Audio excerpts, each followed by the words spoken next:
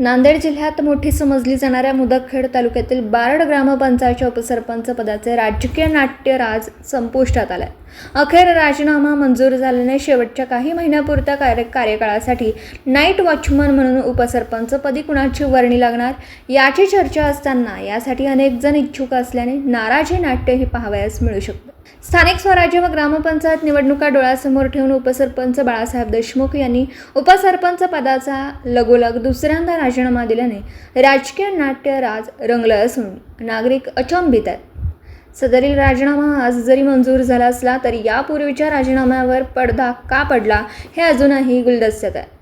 या पदासाठी आता जुन्या फळीतील अनेक वेळा सदस्य असलेले ग्रामपंचायत सदस्य विलासराव देशमुख, माणिकराव लोमटे तसेच महिला वर्गातून इंदुबाई भीमेवार आणि नंदा किशन देशमुख यांच्या नावाची चर्चा आहे. परंतु गावचे रिमोट कंट्रोल हातात राहावं या उद्देशाने ज्येष्ठांना डावललं जाण्याची शक्यताही नाकारता येत नाही. बारड ग्रामपंचायत अंतर्गत जवळपास 3,500 ओबीसी मतदार असून राजकीय गणिते आखण्यासाठी ओबीसी चेहरा असलेल्या व गावच्या राजकारणातील प्रमुख समजल्या जाणाऱ्या भीमेवार कुटुंबातील इंदुबाई प्रभाकर भीमेवार यांच्या उपसरपंच पदी वर्णी लागणार असल्याची अपेक्षा ओबीसी समाजाला आहे. महिला वर्गातील नंदा किशन देशमुख यांना पुढे करून कुटुंबातच उपसरपंच पद ठेवण्याचा पर्याय खुला आहे. तर प्रदीर्घ अनुभव असलेले माजी शालेय व्यवस्थापन समिती अध्यक्ष तथा ग्रामपंचायत सदस्य विलासराव देशमुख हेही भक्कम पर्याय आहे.